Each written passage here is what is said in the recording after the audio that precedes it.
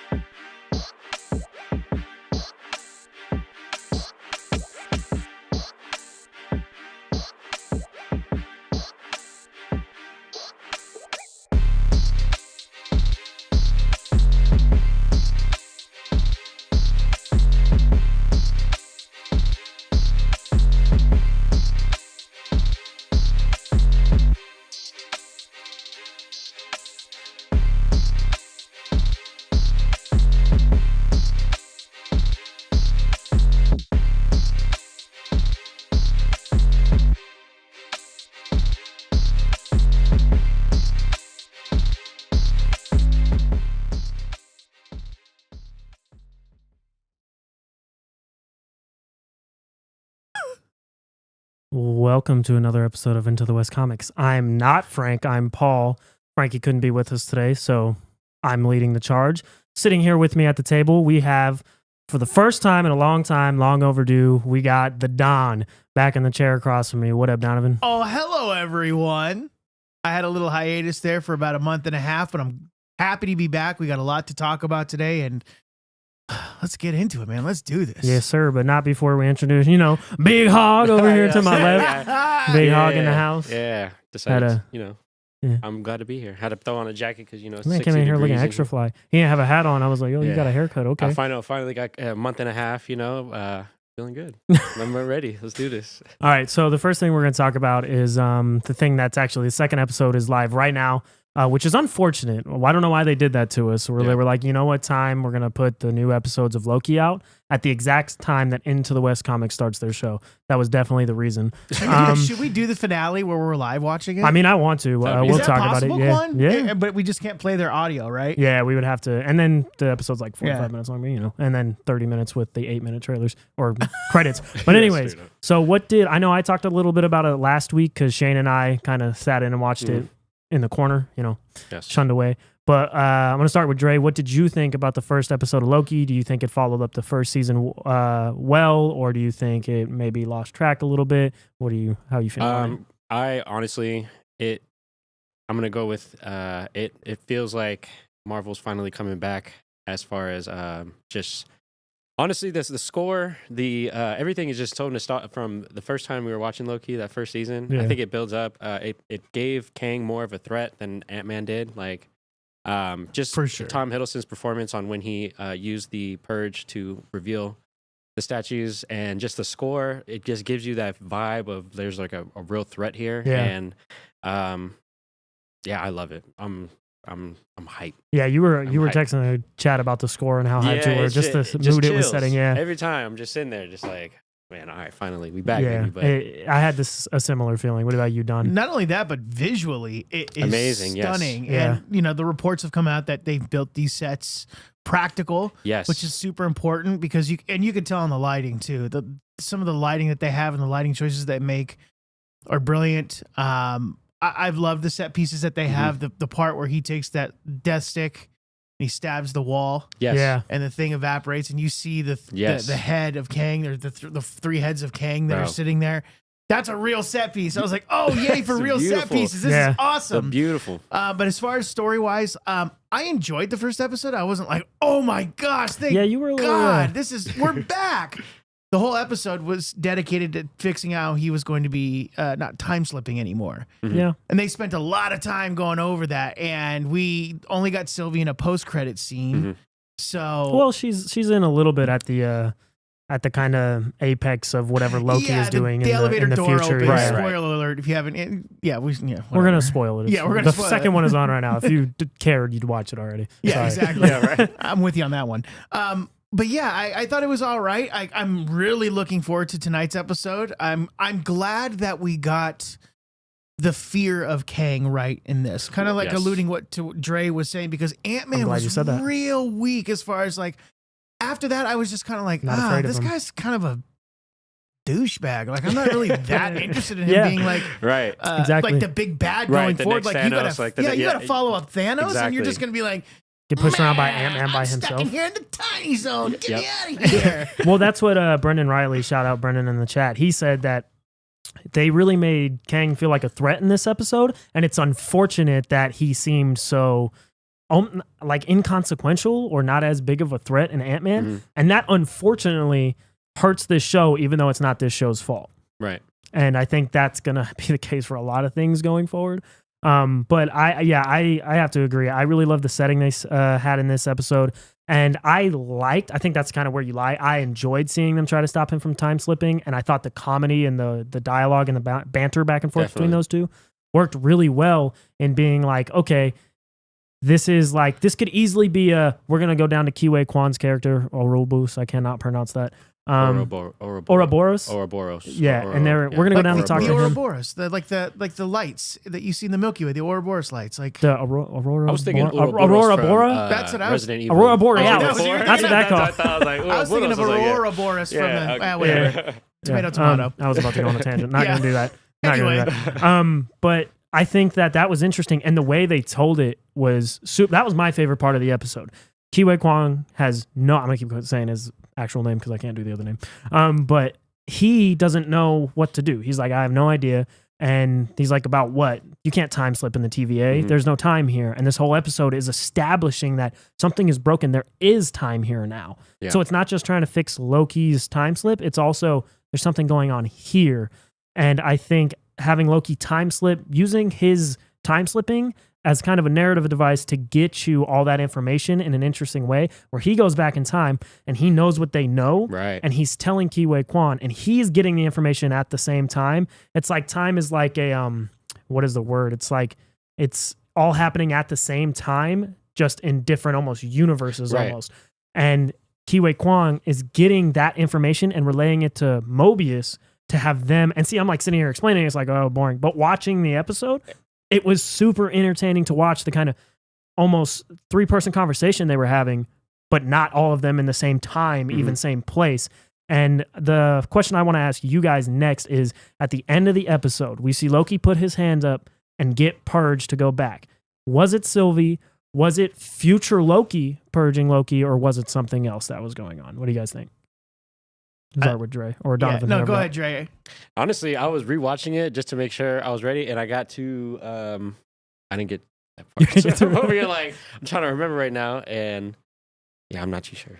All right, Don, go ahead. I think it's another version of himself that did it, just much like he did with Kiwi Kwan and going back per se to get the ingredients for that. Almost like gun. Robert Pattinson in Tenet. Yeah, exactly. Yeah. No, yeah, for sure. Just like that. Less confusing. Yeah, much less confusing. Still trying to wrap my head around that one. But yeah, essentially he's trying to, he was doing what he did in the beginning episode. I think he's doing in this, but I think what they're going to be doing is slipping through timelines to try and find the Kang that's like the best version of Kang. Yeah. To try and restore the sacred timeline, because they know that he will be the one that could restore everything from what it was before. But I think they're trying to find the absolute best version of him. And I think it's not going to go well whatsoever. I think that they're going to be manipulated by what could be a good version of him. But he may, like Loki had been doing in the first episode, right. Kang's also doing the same thing. He's warning the other Kangs of what might be coming. And this guy, Loki, could be a guy that could come to you and convince you to do otherwise. So I think that might be, they're both slipping through paradoxes of time and doing the same thing. And it's really going to be, I think, who wins the race at the end. Is it going to be Loki or is it going to be Kang? Inevitably, I believe it's going to be Kang, but by a hair. Right. That's just my theory on where it's going to go. But I mean, I'm really looking forward to tonight's episode. Well, how do you guys, especially with Sylvie kind of being teased, or her, it seems like this episode, having not seen any of it yet, might be a little more Sylvie focused based on the post-credit scene. what part do you think she plays in the next episode even, or what is she doing and where was she? Oklahoma in a McDonald's? Yes, a very important part of Oklahoma in the comic books, in the part of Marvel Comics. I don't know if I know. I believe it's called like Bowen or something like that. Let me look. I could be wrong here, but give it a little Google, Yeah. Yeah, because I honestly I enjoyed the first episode so much that there was a few people who had complaints of, and I get it. They were like, they built Sylvie up and then she's not even in the first episode. I like enjoyed the first episode so much between Mobius and Loki. They were my favorite part of the last season, and they were my favorite part of this season so far. Definitely. And I didn't even notice, and then I saw her in the elevator. I was like, oh yeah, that's I remember. I got Loki's. it now. Yeah, go ahead. Broxton, Oklahoma is the name of the place, and that's where Thor decides to create New Asgard. Is in Broxton, Oklahoma. Okay. All right, And now that Loki, it's Loki there. is Yeah, in okay. Broxton, New Asgard, we may see her create a new Asgard, perhaps, and be the ruler of that Asgard on Broxton. Because at the end of that, she says, "I want to know everything. I want to experience everything for the first time." So I think she's going to Right. say that, and she's going to make Broxton her home and turn it into some sort of a new Asgard. So kind of like sense. a less, What she always wanted as a child. but like a less ridiculous version of what we get in Sure. Love and Thunder Yeah. with Tessa Thompson's Yeah. character, Valkyrie, and those guys. So that's where you think they're going to go with Sylvie? I think so. She's going to have her own place to rule for the first time. And because even at the end of the first episode, not the first episode, the first season, like she stabs him, she doesn't know what she's done. Yeah. And even in this post-credit scene, we don't. She set up a bunch of boring movies. No, I'm just kidding. Yeah. No, we don't really. I don't think she's really aware yet of the damage that she actually caused. I Yeah. think she's still thinking selfishly Oblivious in this. over here, just like, oh, Yeah, yeah, and it's all even- good. I did yeah, my job, you know. even I naive. I got rid of Homeboy, you know? Yeah, now Yeah, let me go get work at exactly. McDonald's. And I think maybe there's also a race for him to get back to her. It's like, no, you don't like Loki to get back to Sylvie and say, look, I know that you've made your little world over here and you Yeah. made it nice and comfortable for But we got yourself, something to fix. but you screwed everything Yeah. up. And he was right all along. And here to convince you is another version of him. right. Do you think that will be okay, timey-wimey, okay. what's his name version of him? Okay. Yeah, I do. What's his name? Victor Timely. Victor Timely. Yes. Thank you. I was Yes. close. I was closer to him. Timely, I thought I was. Timely. You almost got Yeah, it. Timey-wimey, whatever. Timey-wimey. Timey-wimey. Timey-wimey. This is the timey-wimey guy. He's the wimiest of the timiest. Yeah. I missed that. But okay, so big news in other kind of realms of Marvel is that with the contract agreement from the Writers Guild and that union, Marvel is revamping the way they are going to be running their shows. Yeah. And I mean, I think everyone kind of knew this, but actually seeing it on the Hollywood Reporter and Variety confirming this, they didn't have showrunners. They didn't it was literally the execs just placing people and not having one person write the whole thing. Yeah, it showed. It definitely showed. too. Like, And it showed it. They were trying to write it like a movie, and now we're getting the fallout of that with things like Daredevil, where they completely scrapped yeah, everything they gave had. Writers, everybody gone. And they're resetting that. So do you guys think it's a good thing, bad thing? Where do you think they go from here with the shows? Is it more or less? Do we still get a 24 episode season of, because that's what it was, right? It was like a ridiculous amount of material. Yeah, it was a good. Are they going to truncate that and do like 12 episodes maybe and try to tell a tighter story? Because like with shows like Gen V that's out now, like or hate that show, it's written well and it's tight and it's written like a television show, like House of Dragons and Game of Thrones and things like that.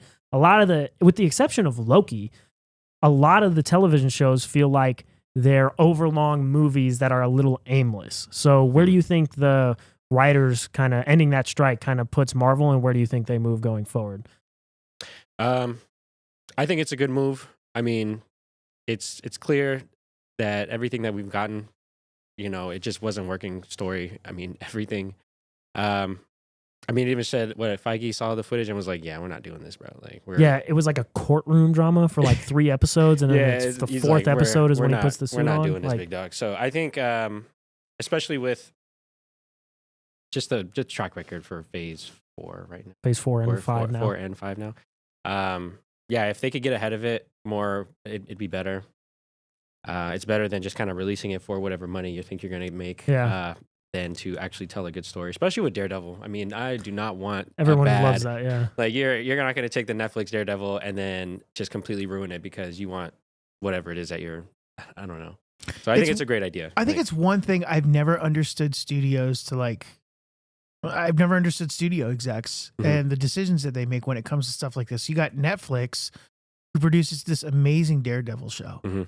I mean, probably one of the best comic book shows 100% ever made. I agree. Yeah. I mean, I remember Especially watching the first season 1. Yeah. The first season, my jaw, episode 2 with that long shot in the hall. Yes. That one long tracking shot of him fighting all those guys in the hallway. I stayed up all night watching it. In the Frank Miller Daredevil like original Born Again. The Born Again, like unbelievable. You're like, oh, this is Daredevil. Yeah. And then season 2, it was, kind of pumped up and we got Punisher. Yes. And it was gritty and it was violent and it was like, oh yes, everything that we wanted to see out of this. And it was beloved by everybody in the comic book world. There was, I couldn't find one person that was like, you know what? That's just not for me. Yeah. And if they did, I'd be like, you're crazy. Yeah. We got Wilson Fisk for the first time. That episode where he's sitting at the wall and we get his whole backstory of him as a child staring at the wall and him being bullied and what led him to there.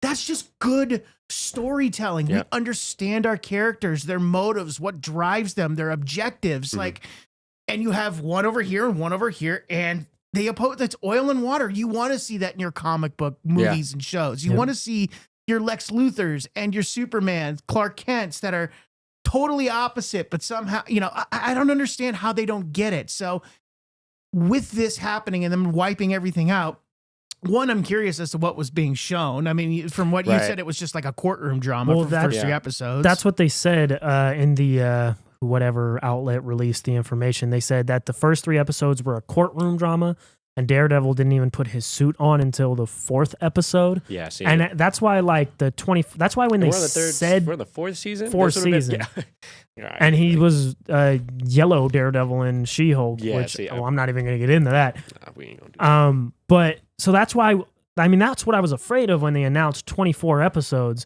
I'm like, what? Is this going to be 24 episodes of basically just 2 seasons just done as one and like a really cohesive story?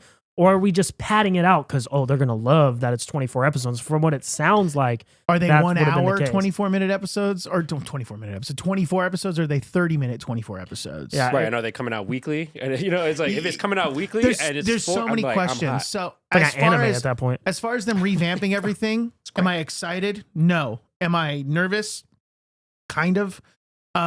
Because Marvel really hasn't given us anything of previous substance that we've gotten before in the last few years, in the last 2 years.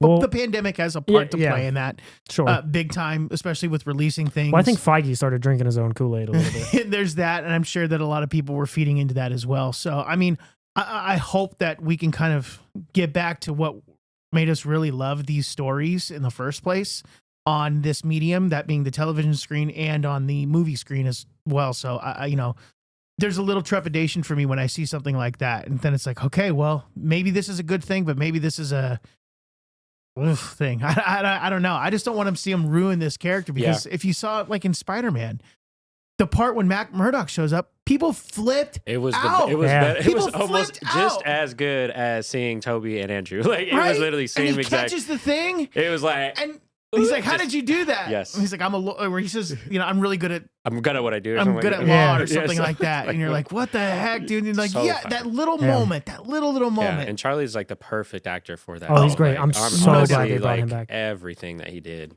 in the Netflix series is flawless, man. So you're right. I don't want anything to happen to ruin this character, especially now that they're bringing Fisk back, and it's going to be, that story between both of them again. And then, did Echo get scrapped, or is it still no? coming I out? think it seems like, because I think that's in the can, like that's shot, that's in post production and has been for a little while. Okay, I think they're just figuring out what to do with it. It'll come out. But kind of the last thing to touch on with this before we move on to some DC stuff. Bradley in the chat mentioned that kind of on the topic of showrunners, they didn't bring Drew Goddard back, who is responsible for a lot of really good stuff. I can't think of it off the top of my head, but he was the showrunner and lead writer for those first 3 seasons. And Drew Goddard didn't come back isn't back for this season. And they haven't had that kind of overwatching writer and showrunner for these shows, especially of his quality. And even like another example is Tony Gilroy for Andor. He is the lead writer and showrunner for that. And these shows have been sorely lacking that. Mm-hmm. And I hope, if not Drew Goddard, they can get somebody who is locked in and understands how to rein in this show and get it to where it needs to be. But okay. I agree. Moving on from Marvel, we got a little bit of DC news or speculation almost that before, now they're not saying that this is going to happen now, before all the strikes happened, it was looking all but confirmed, and there was a lot of rumors, but it turned out to be true, that Jason Momoa was going to return to the DCU, but as Lobo, not as Aquaman. Yes. So my question to you guys is, do you hope that still happens? Is it weird that he's going from a lead character in the Justice League to a kind of, you ask somebody on the street who Lobo is and go, huh? Right. So why do you think Jason Momoa might be doing that? And just what are your thoughts on the DCU kind of as it stands right now? Well, I love this decision. Apparently the screen tests for Aquaman 2 are not very well. The rumors behind Amber Heard's behavior on set have come to light. Momoa had some accusations as well. Yep. And that Elon Musk had to come and be like, don't bully my girlfriend or something like that. I don't know. So there's a lot that's going on there. I think it's a good fresh start. Again, I'm all about fresh starts for the DCU. Mm-hmm. I think that having, we've already kind of gotten muddled with the Viola Davis and John Cena coming back in this universe, but in what capacities? It's a little confusing and a little bit of a head scratcher, and James Gunn giving very little to no detail as to how that's possible, and being very vague, which I think is intentional on his part. He is known to be vague and give you the right answer at the same time because he's a brilliant writer and he knows language probably more than anyone, certainly more than Zack Snyder. But him being Lobo, I think, is fantastic. He has gone on record saying that this is his favorite comic book character of all time. He has every Lobo comic book ever. And I think if booked right, and I'm talking wrestling terms now, if they book this right, I think they make Lobo like a real Deadpool type character, one who is not afraid to hurt somebody, but also can provide levity and bring humor and break the fourth wall, have fun with that. He doesn't really do that too much, but he could. But in the same way that we all love Deadpool because he's the merc with a mouth, I think we could love Lobo the same way, but in a different sort of aspect. Not really a smart aleck like Deadpool is, but more to Lobo's character as a person, the tough biker. And he's like wolf-esque, an unstoppable god. Like Lobo could go run hands with Superman and Darkseid. Yes. And in a lot of comics, like in the recent Deceased comic, Deceased War of the Undead Gods, the person that they seek out to try to stop the undead Darkseid is Lobo. So Lobo is that level of character where he could be kind of Deadpool-esque, but on like a galactic level. Like he just goes into a bar on like a planet where he's got to kill somebody and he just blows up the whole planet after getting drunk and he's like, well, at least I killed the guy or something like that. Yep. That's the type of thing you could get from Lobo. I love that. Yeah, see what I mean? That. Like, I love that. That's exactly what you want in a character like that. And not only that, but it sort of confirms another thing in that now we know Jason Momoa is not going to come back as Aquaman. Then we really are possibly going to get a fresh start for the DCU, meaning we're going to get a new Aquaman, a new Flash. Confirmed. We've already got a new Batman. They confirmed a new Superman. So that not even Gal Gadot is coming back. Yeah, none of them. Yeah, even though she's like, I talked to James Gunn and he said that we would be friends forever. And now I am not. Gal? That's my Gal Gadot. That's good. I am Wonder Woman. That's like vaguely German. Is she German? No, she's Israeli.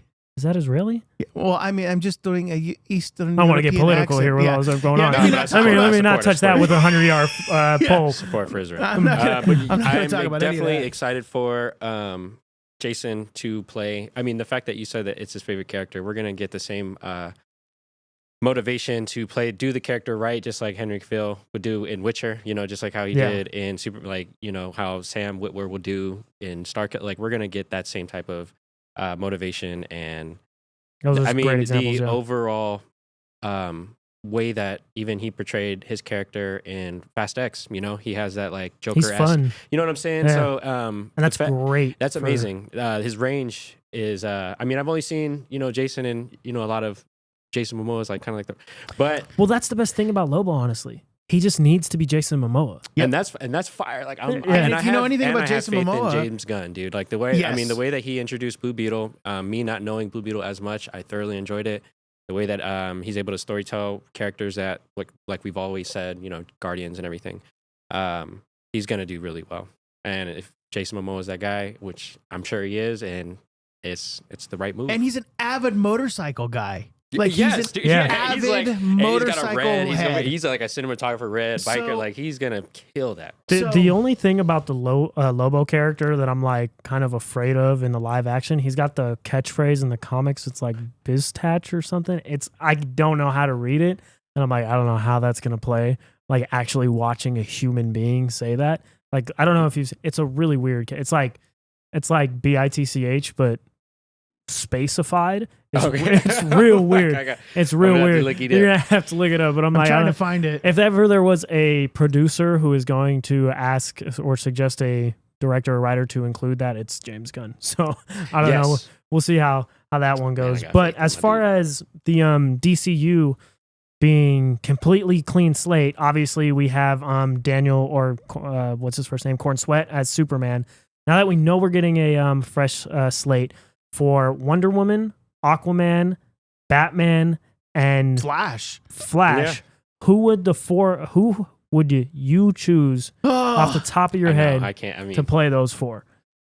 Or even like if you have one for Martian Manhunter, just some fan cast you guys would love to see as those characters being in those places. This is a really hard thing to do because we're coming right out of the DCEU where we've seen 4 Batmans. We've seen, Flash and Ezra Miller play different versions of the Flash. So, and then Aquaman with his movies and all that. So, it's tough to say. I would love to see someone like a John Hamm as Batman and Bruce Wayne. I mean, he just, to me, looks like $1 million all the time. Yeah. He's got the jawline. Hamm was younger, I'd agree with you. 10 years younger? Well, I think they're saying it's going to be like a 30-year-old Batman. So I'm sure that 5 years ago, John Hamm looked 30. You're probably right about that. So, he do look good. I mean, he's getting a little longer in the tooth. Yeah, he's getting a little thing. Yeah. That's true. Yeah, I guess. But he does. I could see that if it wasn't the 30-year-old. Who else? I can't even think of like a Flash. Like, maybe I know. I was like, the first thing that came to mind just because I like the actor is homeboy that played him in the last Kingsman, the main character. Oh, Kingsman. Taron Egerton. Yes, he would be great. Him a lot. I just don't know what.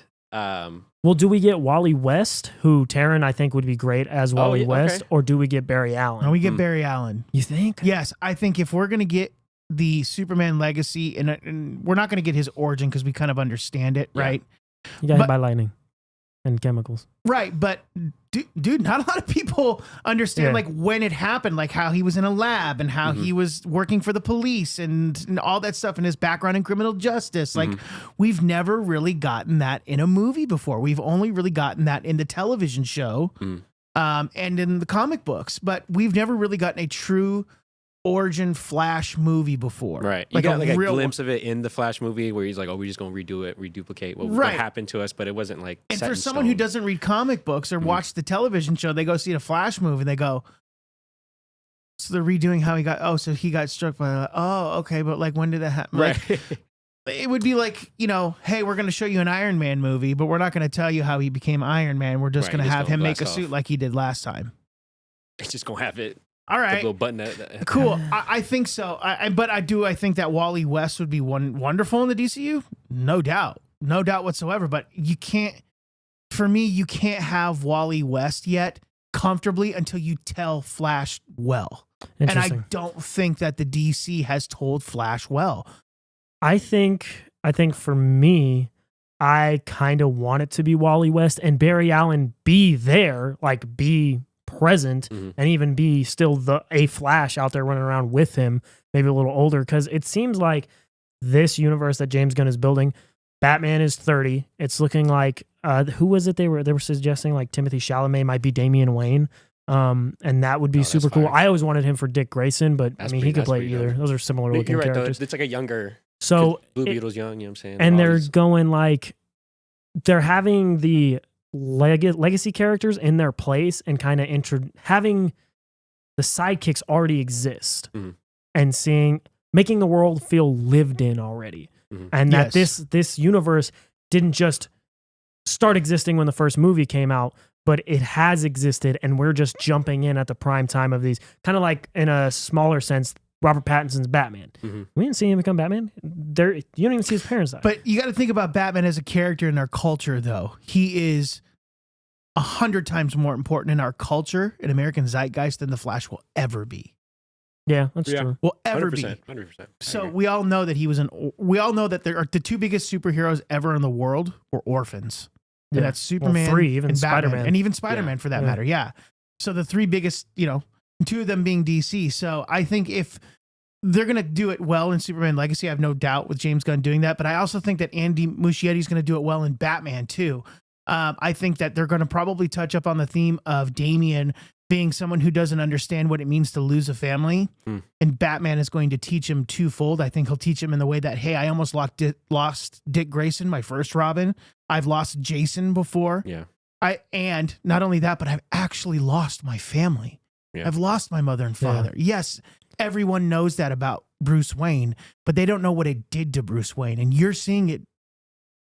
You're seeing it happen, and I'm trying to teach you that when you lose someone, you could tell it through the lens of that. Yeah. Yeah, you could really tell it through the lens of that. And maybe Talia al Ghul dies in the beginning of this movie, and he's got to take Damian. I don't want that because I want her to be in other stuff. For sure, but that's a route that they might go, and that's what's compelling about the story of and Batman. The Lazarus Pits. They could always just bring her back. Of course, it's comic books, right? So for me, if you're going to do Flash, then I just believe that someone like the Flash and even Aquaman deserves a good or like a quality origin that people go, okay, I understand who they are now. I understand what their motives are and what their objectives are and how are all of these guys going to work together. And we're getting Paradise Lost as well through the television show that's supposed to be Themyscira, like Game of Thrones. Oh yeah, you're right. Yep. So we might be getting the prequel of we're going to be getting the prequel of Wonder Woman. And not only that, we're going to get Nubia and stuff like that. Yeah, and then we're going to get a Green Lantern shown as well with Jon Stewart and the Hal nice Jordan. Thing about James Gunn and Peter Safran running this, because Safran runs the Conjuring universe, so he knows how to produce those kind of movies. However you feel about those are a well-made universe. Terrifying. I love them. But on those kind of notes, the chat's been going off with their suggestions. So Liz says Jennifer Lawrence would be a good Wonder Woman. I think Jennifer Lawrence. I don't know. Is this whip work? I think she could be a good Wonder Woman if she wanted to. I think those are like Jennifer Lawrence's movies that she's done where she was really into it. She's incredible. Right. Movies where she doesn't really want to be there. Like the best example is Dark Phoenix and First Class. She clearly wanted to be there for First Class. Right. She's great in that movie. Dark Phoenix, it seems like she was sleepwalking through that thing. Oh, yeah. She did not want to be there. But she was great in Days of Future Past. Yeah. Yes, she was great in Days of Wonderful Future Past. In that movie. And then, I don't know who this is, but Bradley says KJ Apa would be good as Flash. Do either you know who KJ Apa is?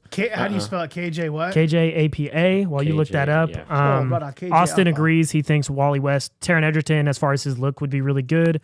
Then we got, this is one of my two favorite suggestions from Brendan. He says Michael Fassbender would be a dope Batman. I don't know if Michael Fassbender wants to get involved with another superhero franchise. And then Bradley says Lakeith Stanfield for Martian Manhunter. That would be incredible. Yeah, okay. And then CUB. I don't know. Brendan said Hugh Jackman as Ra's al Ghul. I don't know about that, but I see the vision. But I think they need to go Middle Eastern with Ra's al Ghul this time. I agree. I think they need to go Middle Eastern because, I mean, it's one of those things in retrospect that nobody cared about at the time. But now when they look back on the Batman movies, they're like, oh, Liam Neeson, some white dude playing Ra's al Ghul. I'm like, all right. And then lastly, Bradley says Melissa Barrera. Again, I'm not sure who she is. Would be a good Wonder Woman. But I think it's going to be a lot of fun to see once these actors start getting cast as soon as the writer strike is over, which looks like it may have, or not writers, excuse me, the actor strike, SAG-AFTRA is over, but it looks like that took a big step back this week because the producers actually offered them less. And based on what is being reported, the producers are, or the big producers and companies are refusing to give the actors protection against being replaced by AI. And so that's the kind of stopping point right now for actors. The production companies want to say, well, if you can't be on set one day, or we want to make something and you can't be, you have a conflict, but you agree to be there, or not even that, we're just going to put you in it. And we don't, based on the contract now, they don't have to pay them for that. And that's why SAG-AFTRA is like, no. And there's videos out there, look it up, like AI stuff. AI can really, especially a person standing still and just monologuing to the screen. We're not that far from AI and CGI being able to replicate a person's entire performance. Now, I don't think it'd ever be as good, but that's the angle the producers are taking, and the actors are like, I don't want that to happen to my career. I want protections against that, where even if you do that, not saying you can't do stuff like that, where you use CGI and stuff to replace some things, but we want to be able to be paid, and you use actual people's likenesses that you pay them, not just whatever you want with them. Like Dean Cain's family, Christopher Reeve's family, Nicolas Cage. None of the people saw a single dollar from The Flash. They sure as hell are in that movie, though. Yeah.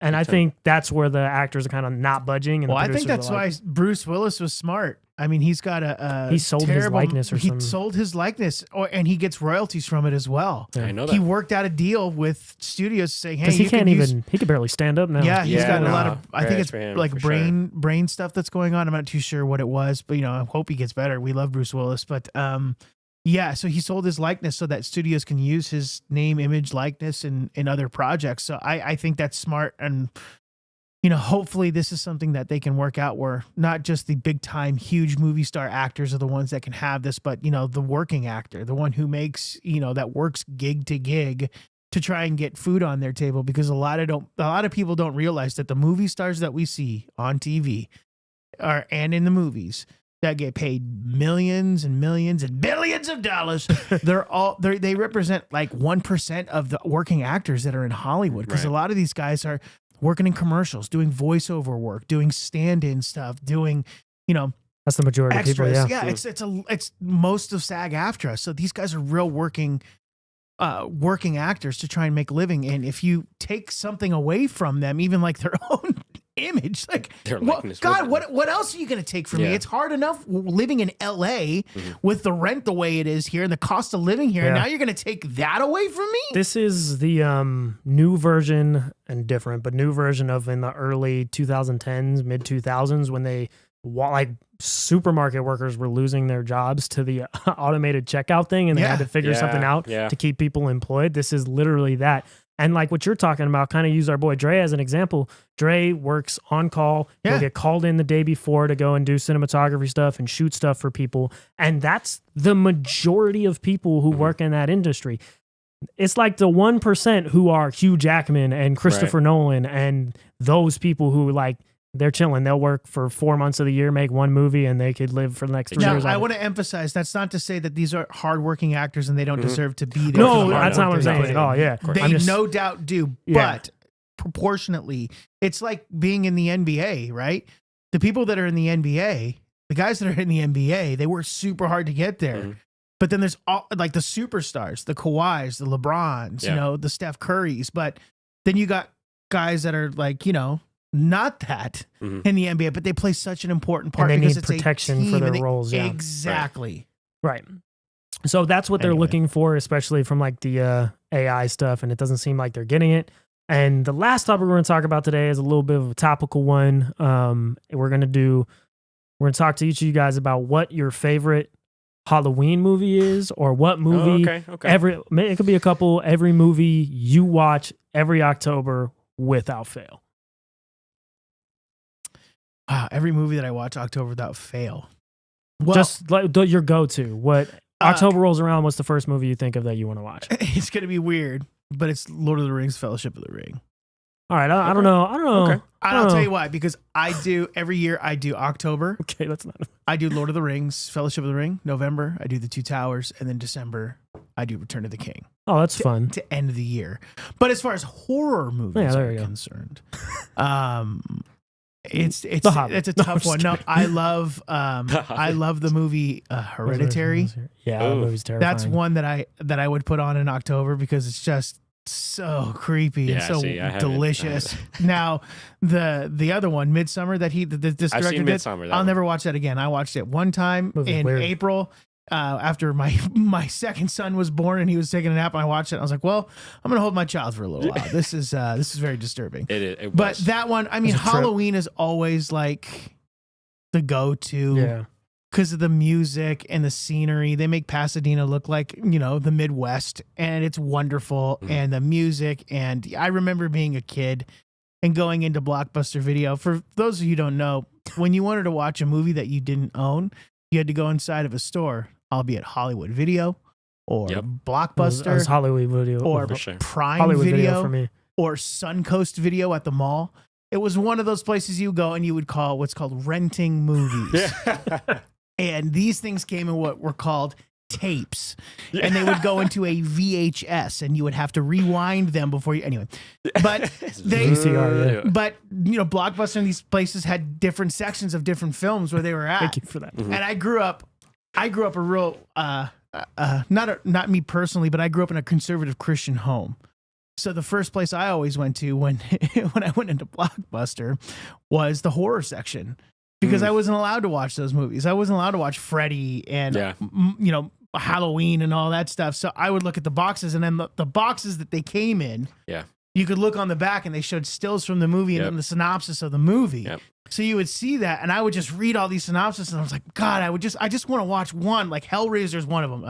Another one that I'll watch. Hellraiser is one of those movies where I don't think I've ever watched a Hellraiser, but every time there was a Hollywood Video on the corner, right next to my house, and that's where we would go, and they would had posters around the Hollywood The Hellraiser videos. one. Dude, I know And it would be exactly like which Hollywood Hellraiser. Video. And there's like one or two other movies There like was that. The Exorcist girl. Yeah, was and one of 'em. My entire understanding of those movies and like in my sphere of knowledge comes from just seeing those posters at Hollywood Video. See, Paul and I grew up here in Vegas in the same part of town, so I know exactly what I Hollywood was like, Video. I don't know if I saw that poster. I know exactly what Hollywood Video he saw. Is it the one off Lake Mead? No, it's closer to it was closer to Lone Mountain, like off of Lone Mountain and this is weirdly specific for anyone who doesn't watch in Las Vegas, but I'm sure the Hollywood Videos in those areas because that's not Yes. that far. No. Are laid out very similarly.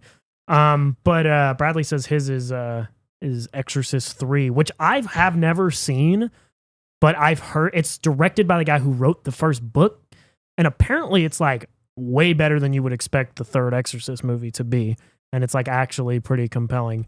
But for you, what about for you, Dre? What's your go-to Halloween movie?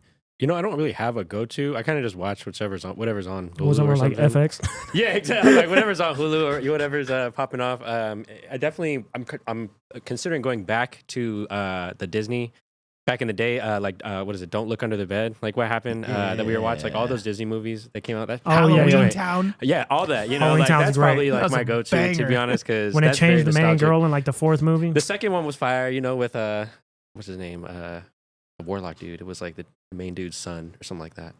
And he don't know if I convinced the remember main it, though. character to. It was Halloween Town. But yeah. No. so, like, I know what you're talking about. But Okay, I don't know. Yeah, I don't know too much. But There was there's another Disney movie that it was the Mummy one where they're like you're dating. He was like dating the mummy, or they're like setting up the mom with the mummy. I forget what it was, but all those are on Disney Plus, Yeah. which is sick. They So were I'm like, setting the mom go up with back. the mummy. yeah, the mummy and the mummy. You feel me? No, but Is that Hove? oh my shit. Get the mummy. It's my beautiful beat. All right. Well, we got. I'll go. I think my go-to movie is probably Halloween. I think that's what I probably watch every October. But this October, my girl and we've been watching every single one of the Friday the 13th movies. Newsflash: they're mostly bad, but they're at least short and the bad ones have like ridiculous things happening that make them kind of entertaining to watch. The fourth Friday the 13th, though, oh no, the sixth Friday the 13th, it's so good. It's like the most.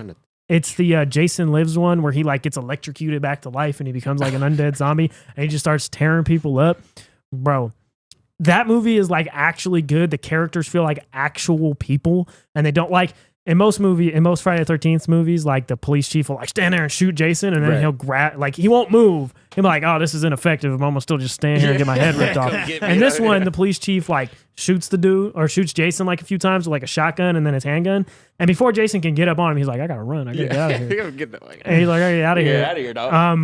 And he's like trying to protect his daughter. But that one is like way better than maybe the first one is the only one that's like on par with that one. But it's weird. It's the sixth one. I like if my recommendation to anybody listening and anybody at this table, it's only like an hour and 25 minutes long. And you're like, I want to watch a good like interesting horror movie. Watch Friday the 13th. And 6, Jason Lives. It's really good. Have you gotten to Jason Goes to Hell yet? We're on Takes Manhattan, which I've seen before. that movie is an hour and 40 minutes long. That one's insane. And the first hour, he's not even in Manhattan. Bro is on a boat.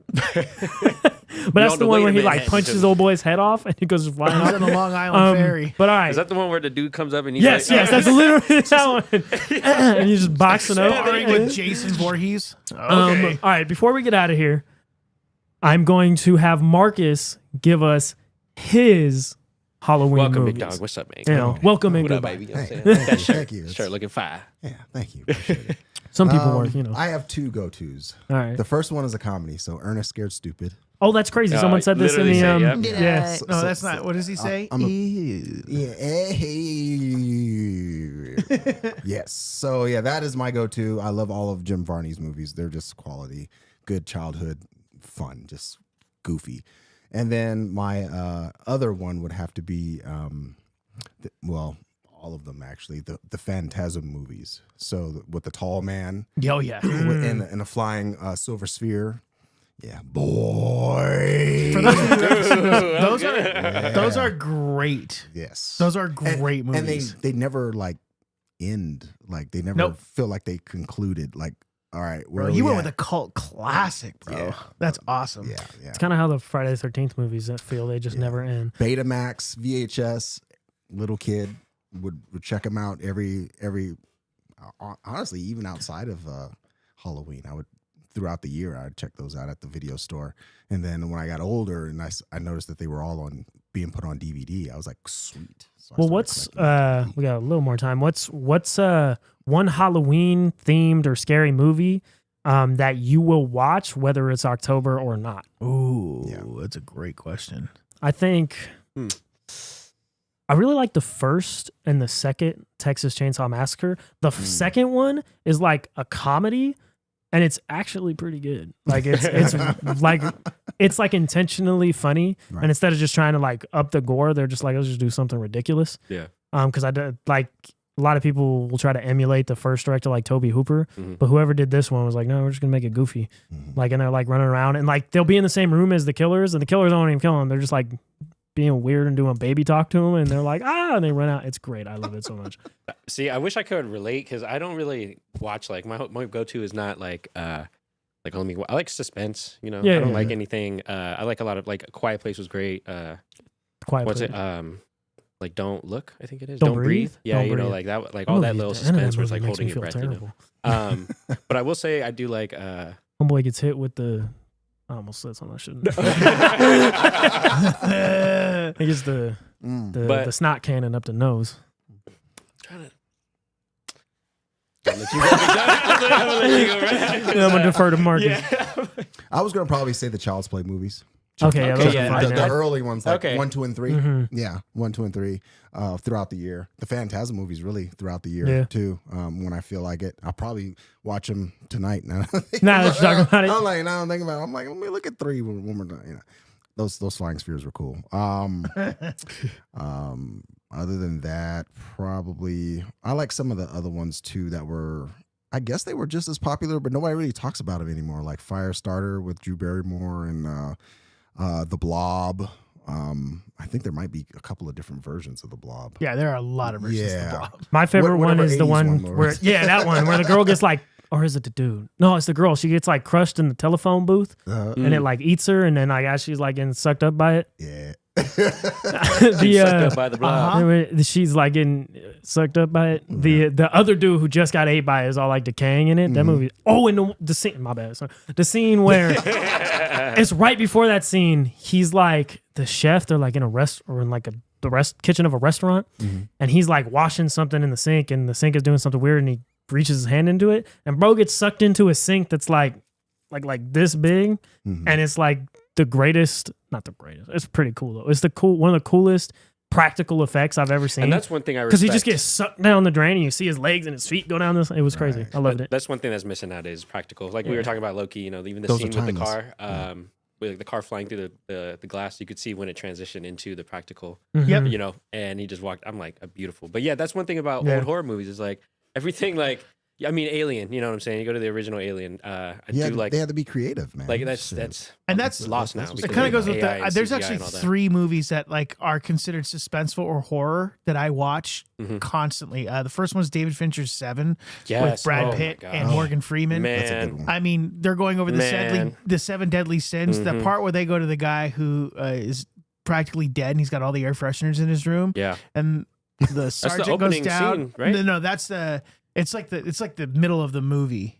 That's like the third sin that the opening scene is the, the fat gluttony. guy, the Is- glutton, mhm. who's dead in the kitchen. Oh, that one's Yeah. disgusting. To open it Yeah. up like that, Oh, you but just I think think- he's gonna pop up, and then I just Right, but the scene where they go in, I forget the sin that he's in, but the frail dude. he looks like a decayed body, and he's like, all of a sudden the sergeant Oh, is like, he's like, yeah. yeah, he's gone, and he goes like that. It's Yes, just, and he doesn't even terrifying. move that much. He just goes yeah. like that, and the way the camera's Yes. positioned on the Yes. ground with him, it's terrifying. Yeah. You're like, oh my Is that one god. Pride? That Yes. might be Pride. What else are we going to be getting into in this movie? Like, how could you go from and then you go to the guy who is lust, and I'm not going to even get into that. Yeah, that's And then what's in the box? Like it's his yes. pregnant wife's Is head. Gwyneth Paltrow a what player? the heck, dude? The other one is They Live, starring Keith I David love that movie's incredible. and Rowdy Roddy I Piper. love that movie. I haven't seen that. It is. I'm gonna check. It probably has the greatest fight scene in any movie history So of all it's time. like a wrestling match in the movie. Keith David and Rowdy Roddy Piper are throwing down. So, do you know the brand Obey? yes, So Oh. it comes from this movie. So Rowdy Roddy Piper he gets this pair of sunglasses, and when he puts the sunglasses on, he actually sees the world for what it really is, and it's being controlled by aliens. Okay. And each poster says "Obey," and when he takes it off, it's like a poster for like a car. right, Or whatever, but when he Cigarettes, puts it on, it's like media is just saying "Obey, do what we tell you." It's a very Oh, that's fire. yeah, They Live. It's one of my It's on favorites. Peacock, I bet. And then, of course, the John Carpenter classic that is renowned by probably every horror person in the movie, and it's not Halloween. Halloween. Does The anyone Thing? guess? Bingo. That's The one of my Thing. favorite movies. The Love that Thing. movie. Oh, yeah. With Kurt Russell. Keith David. Keith David also in that movie. It is Probably- Wilford Brimley. yeah, diabetes. Yeah, diabetes. He's in that. But the practical effects in that, again, are unbelievable. Stan Winston, does his thing. So those are the 3 movies that I would watch outside of Halloween time or the holiday time, I guess you would say. Yeah. Alrighty, well, thanks for coming here, guys. Even though Marcus showed up, like 5 minutes ago, whatever. But that was a lot of fun. We'll talk more about Halloween movies. Like Bradley was asking about favorite B horror movies, where it's kind of like lower budget stuff. Got Well, some stuff we got a full month to talk about that kind of stuff. Marcus, what do you got for the people? Hey, man. Hey, yeah. Have a all just happy Halloween ahead of time. Have a safe, trick or treat party, festivity, whatever you got going on. Whatever you got going on. Yeah, whatever you got going on, just be safe, enjoy. Watch some of these movies, check some of them out. There's some. We went back and dusted some cobwebs off on some of these movies because Yeah, even me just thinking right now, I'm just like, man, I haven't watched that in years. So check them out. I'm sure they're on streaming and everywhere at this point, or you can get them really, really cheap on Amazon. I'm sure for like $3 DVDs at this point. You know what probably. you've been watching that I really want to get into is Shin Godzilla and like Shin Ultraman and stuff like that. Especially Shin Godzilla though. I've seen stuff from it, Right. and that's kind of a spooky movie too. It is. It Like is. that's a It is. it's like kinda- the newest, no, not the newest. There's a new one coming out, but the kind of newest Japanese live action is Godzilla. right. Oh good. yes. Oh, Yeah. it's out already. It's- Not that one. Oh, one that okay. came out like 4 or 5 years ago. Oh, it was got it, like okay. 2016. I yeah, think. but Mhm. it's like it's crazy. Yeah, Anyways, it's pretty good. Dre, what do you got for the people? Dang! Every time Don't I do get, drugs. yeah, don't do that. Don't do that. Yes, stay safe during this. Say no to drugs. this Well, what did you have going on this weekend? You got some cool stuff going on. Like what I had going on this Yeah, weekend? like you was like shooting. Like what were you shooting? I know you were out. I was shooting. You don't even remember. I'm so sorry, dude. I'm blanking out right now. He's like, what footage did I take? Yeah, what hard drive did I is do? it Like, on? what- We went what- to, so my boy in Arizona, shout out to Caleb, aka Twister. We were at AZ and shot a really cool club in Scottsdale, and he's also performing on the 27th and out here called Sinister Fest. So if you guys want to go over there, I'll be there. Cool. You know, He's a singer. no, a DJ. Oh, So DJ. little ounce, you know, and What the then oons? not the ounce. But yes, it was great being here with you guys. It's cool. You know, I'm Right on. enjoying Yeah, it. we got Dre at the table. Yeah, we out here. Don's back. You know what I'm I'm saying? back. the big Yeah, dog I'm is so back. happy Really to got be Dre back. Donovan back. Yeah. Man. I'm happy to be here. I'm not going anywhere. Just had to have a little bit of a break here. I'm happy to have Dre on board. Watching you guys for the last month and a half has been awesome. Obviously, the guys in the lounge. Guys, what do you think? Yeah, Oh, that's a bad. I agree. shout out Cool, yeah. Sonny, all the We guys miss- who weren't we able to miss make Sonny, it. we miss Shout out Shane, Shane, Austin, Frank. John Boy, Yes. all of them. We miss all of you guys, Yeah. but I'm so thrilled to be back. There's a lot going on in the next year in the comic book world as far as books are concerned and movies and television shows. And as always, I'm so honored to be a part of this team and be with you guys and on to a great rest of the year and Right on. great year looking ahead. And yeah, I got nothing else to say. I was just gonna let you keep going. I got nothing else to say. I did say Loki. I did see Loki. Loki was pretty good. You dug it? All right. Yeah, the first episode. You want to give your thoughts just real quick? Real quick. Yeah, it was really good. I thought it was at the same sort of caliber production wise as the first season, Mhm. definitely. And I think it does. It's kind of bittersweet because it makes me wish that all of our Disney Plus outings have been Definitely. that quality because it brought me back to the early days. That's Literally, what everyone's like, saying. yeah, like literally where it was Loki, WandaVision, you Yes. know, all these things they were just masterfully done, and then all of a sudden everything just went.